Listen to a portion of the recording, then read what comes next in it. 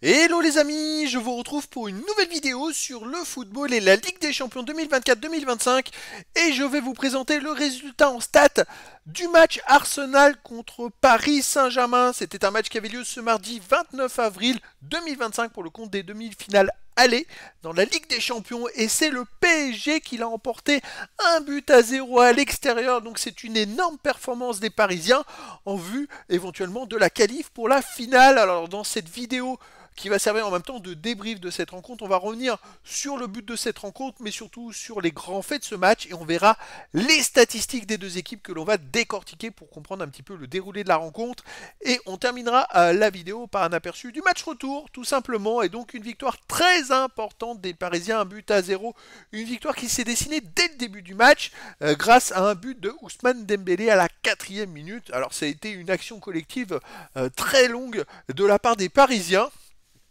Et sur l'action, à un moment, Dembélé, il récupère le ballon, il percute vers le centre du terrain, il écarte sur Kvaratskhelia sur la gauche, Kvaratskhelia lui remet en retrait, et il reprend sans contrôle d'une frappe un peu topée, à ras de terre, croisé, qui fait poteau rentrant, et c'est un but qui met les Parisiens sur les bons rails dès le début du match. Alors les Parisiens, finalement, on s'attendait à ce que Arsenal domine le début du match, mais finalement, ils n'ont pas réussi, et c'est plus les Parisiens qui se sont créés les meilleures occasions, ils ont été très percutant. Juste derrière ce but, quelques minutes après, on va dire 10-15 minutes après, Kvaratskhelia a percuté dans la surface de réparation, il est passé entre deux ou trois joueurs, et il y en a un qui a carrément qui l'a ceinturé avec le bras, bon, pas de pénalty, rien. C'est vrai que j'ai trouvé ça un peu gros parce que pour moi, il empêche le Parisien de récupérer la balle derrière et surtout de pouvoir frapper. Et puis il y a eu aussi une autre occasion de Désiré Doué avec un arrêt monstrueux sur une frappe décroisée à ras de terre, un arrêt du gardien d'Arsenal qui va chercher la balle alors qu'il est en train de reculer et qui va à l'opposé de la passe et il plonge et il fait un arrêt incroyable. Et finalement, après, c'est Arsenal qui a repris un peu la mainmise dans la première mi-temps avec aussi une action litigieuse avec Seneves qui vient intercepter dans la surface un ballon en touchant le joueur d'Arsenal. Bon, l'arbitre dirait en même temps, il a pas sifflé penalty sur Kvaratskhelia, il aurait pu, ça aurait été un peu gonflé de siffler là de ce côté. Donnarumma qui fait un ou deux arrêts monstrueux sur quelques occasions, et on arrive à la mi-temps, le PSG mène à 0, et par contre la deuxième mi-temps ça a été quand même beaucoup plus compliqué, où Arsenal a commencé collectivement et physiquement à prendre de l'impact sur le match et à être plus percutant. Alors le Parisien, je crois qu'ils ont fait un tir en deuxième mi-temps, c'est un tir de Barcola qui était à côté de la cage. Et c'est vrai que sinon Arsenal n'a fait qu'un tir cadré, un ou deux tirs cadrés en deuxième mi-temps. Ils n'ont pas été non plus extraordinaires. Ils ont marqué un but, Arsenal, dès la deuxième minute de la deuxième mi-temps, et un but sur un coup franc avec une déviation de la tête. Mais il a été refusé pour un hors-jeu. C'est vrai qu'ils avaient une tactique, c'était de partir en une sorte de chenille derrière la défense de Paris, sauf qu'en se replaçant, ils n'ont pas eu le temps de se replacer entre la défense de Paris et le ballon. Résultat, ils se sont retrouvés hors jeu. Ils avaient marqué, mais le but a été refusé, enfin non validé par les arbitres, par la VAR en tout cas. Et donc après, plus le match avançait, c'est vrai qu'Arsenal a beaucoup poussé, mais ils ont d'ailleurs récupéré la possession de balle qu'en deuxième mi-temps vers la fin de match, sinon ils ne l'avaient pas. Ils ont on va dire, eu un peu physiquement et collectivement les Parisiens à leur propre jeu. Mais Paris a tenu bon avec quand même un très très bon Donnarumma qui a sorti aussi une parade exceptionnelle en deuxième mi-temps. Et quand il y a un bon gardien comme ça, franchement ça fait des différences. Et là, Paris a pris l'avantage.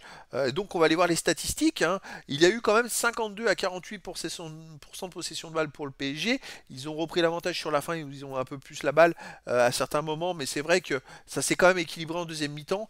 435 passes tentées à 391 pour Paris, 372 passes réussies à 327, 85,5% de passes réussies à 83,6%, 10 occasions à 8 pour le PSG. Par contre, les XG, les expected goals, les buts attendus, seulement 1,14 pour Paris et 1,65 pour Arsenal, qui n'a pas été en réussite grâce à Donnarumma qui a sorti deux ou trois arrêts monstrueux. Là, ça fait les différences quand il y a un gardien comme ça, capable de sortir des ballons de fou. Ça fait les différences. Les Parisiens, ils ont 1,14. Ils ont eu quand même une ou deux occasions. Je pense à Barcola en deuxième mi-temps. Alors, il n'a pas été signé leur jeu. Il l'aurait peut-être été si le but avait été marqué. Il croise tôt sa frappe. Il y a le tir de Désiré Doué aussi qui est fait, où le gardien a fait un arrêt monstrueux. Et puis sinon, c'est vrai que le but, il est pas facile à mettre, on va dire. Donc je pense que d'un point de vue XG, ça doit pas être très élevé. C'est vrai que les Parisiens, ils ont mis un but en 1,14 XG. Arsenal 0 en 1,65, il faudra voir ce que ça va donner à Paris.